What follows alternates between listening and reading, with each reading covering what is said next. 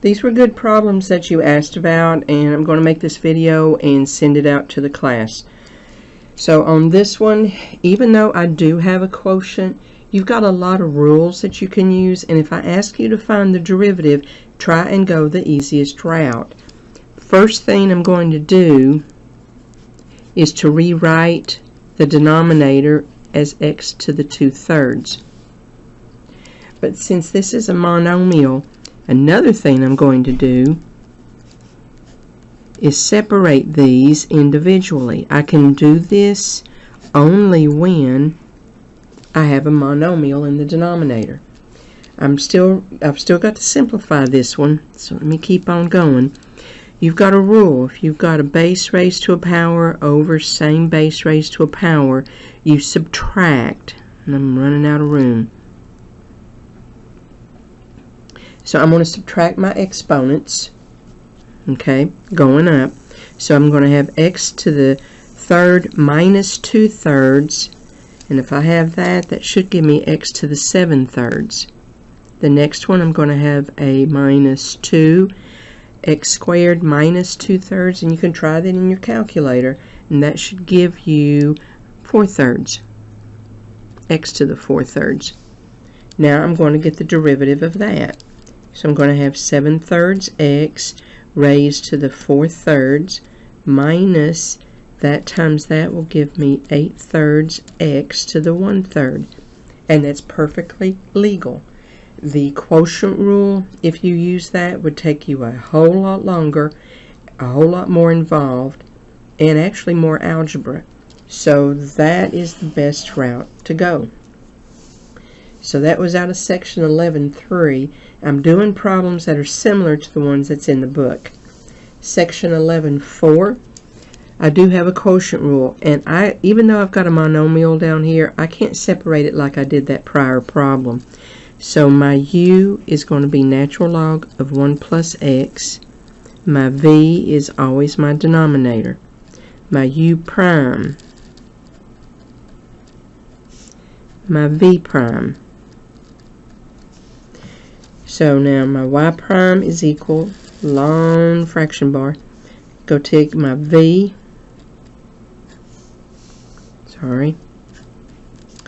repeat that up here, so v times u prime minus u times my v prime. Okay, so far. Anytime I have a monomial in the denominator, I can simplify that by multiplying the exponents. Okay. Now this part, I'm going to write it a particular way, and hopefully you'll see what I'm talking about in just a second. So I've got x cubed over 1 times that, so that goes to the numerator. Do not multiply these. The natural log of x is sort of like an entity in itself. It's got to be left alone. So I'm going to move the 3x squared up front. So far so good. Now, in algebra, math people do not like a fraction within a fraction. So whatever the fraction is in the numerator, to take care of it, whatever the denominator is what I'm going to multiply top and bottom by, because technically that's just 1. So when I multiply this piece, now let me go ahead and do my denominator, because it's just a matter of writing down what I've got, because it's going to be that times that. Now the numerator is where the cleanup's going to be. So I've got that times that. That would cancel, so that would leave me an x cubed there.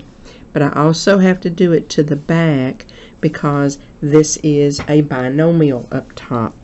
So that would give me 3x squared 1 plus x times, remember this back here you have to leave alone. There is one more thing I can do. If you'll notice in the numerator, I have an x cubed here, x squared here. I could factor out an x squared. If I factored out an x squared, see if I can move this in here.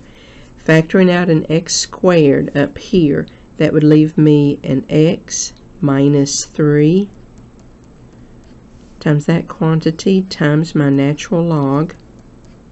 But since I factored out an x squared up here, I could cancel it with this one down here and leave me with just 4.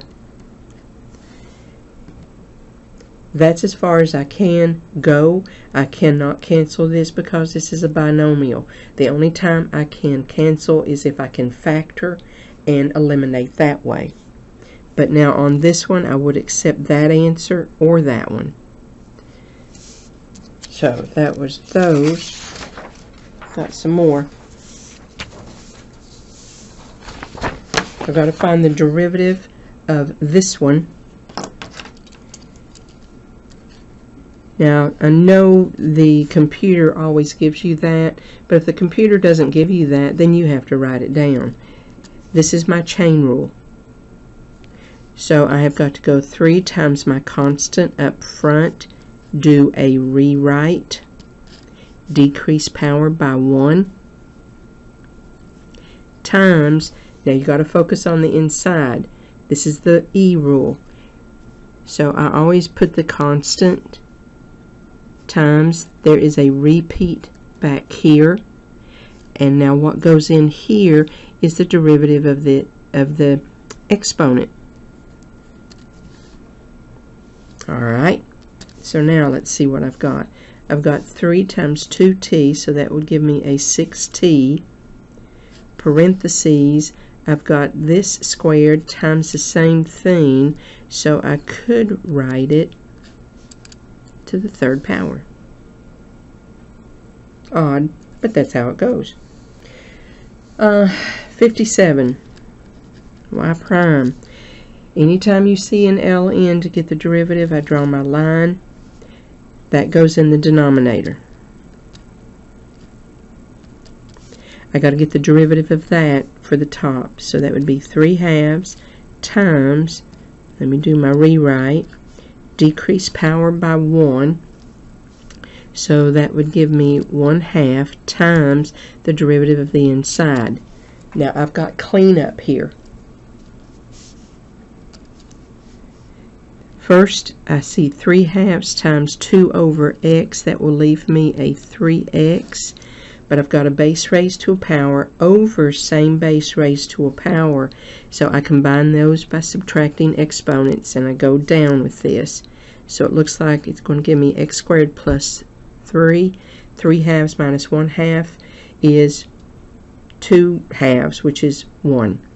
Now, that is using the quotient rule, but you could have done this if you know the appropriate log rules. We've got a rule that if you have a log of a value raised to a power, you could do a rewrite by bringing that power out as a product. Now if I did my derivative of this, my y prime, I have my coefficient times, I draw my line because I'm at the ln. The derivative of that is 2x. If you simplify that, so that's another way of doing it if you remember your log rules. But if you know your quotient rule and you know how to get the derivative of it, then it's still the same thing.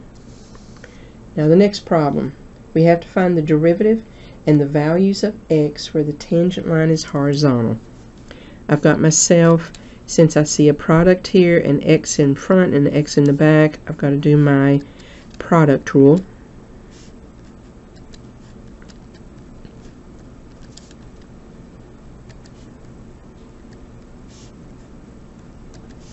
Chain rule on this one.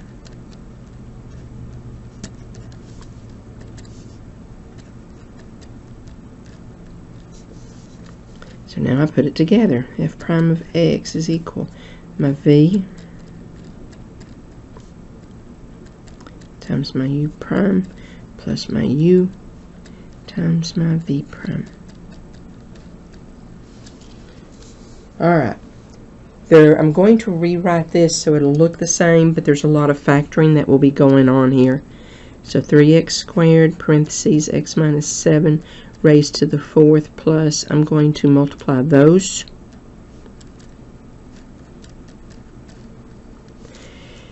Now, you're used to a common monomial, but you might not be used to a common binomial. Notice in these terms, I've got a term here, I've got the same binomial. So I'm going to factor out the most I can. Constant-wise, there's nothing I can pull. I can pull an x squared. I've got 4 of these here, 3 here, so the most I can pull is the least amount I've got. So now I'm going to factor this out of both of these pieces. If I factor this out of this one, I see I'm going to have a 3, parentheses, x minus 7, plus, and if I factor 2 of those out, I'm going to have a 4x. That completely comes out. I'm going to simplify some. See, that will give me a 3x minus 21. I'm doing this to the side because I'm running out of room. So that is 7x minus 21. Now, from here, I can find where I'm going to have my original is going to have a tangent line, because you set your derivative equal to 0. Since these are factors, I set this equal to 0, so I'm going to have x equals 0. Set that equal to 0. I know I've got 3, but I don't set all 3. They're the same. So if I go x minus 7 equals 0, I get x equals 7. Set that equal to 0. I'm going to have 7x minus 21 equals 0, 7x equal 21, x equal 3. Factoring out the common monomial and the common binomial it helps to solve the rest of this problem, because I don't have to graph it. Now, if you choose to stay here, then you'll have to graph and find your zeros.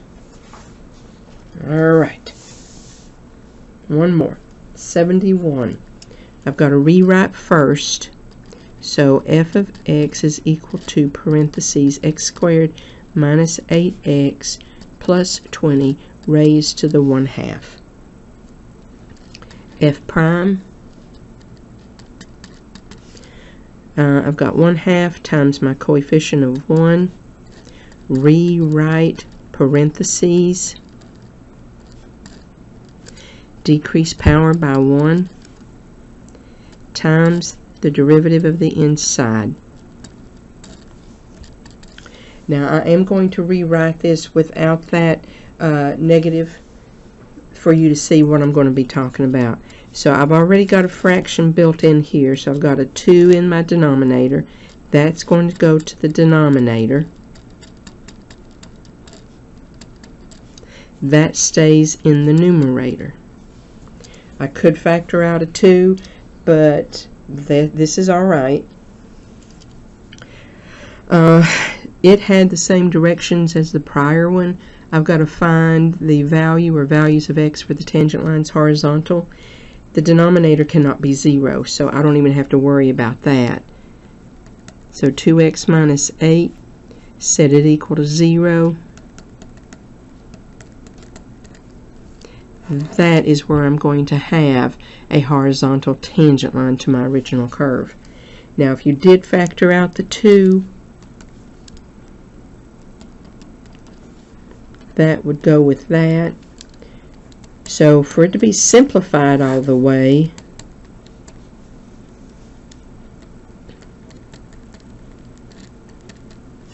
it would look like that. But both of these are the exact same thing. I would give you credit either way. But the thing about this one is you've got to know that for me to have a 0, for this thing to equal 0, it only can be the numerator. The denominator can't. So that's my answer. So hopefully these help, Brittany. And like I said, I'm going to send it out to the class because these are very good questions, and I thank you for asking. And if you have any more, let me know.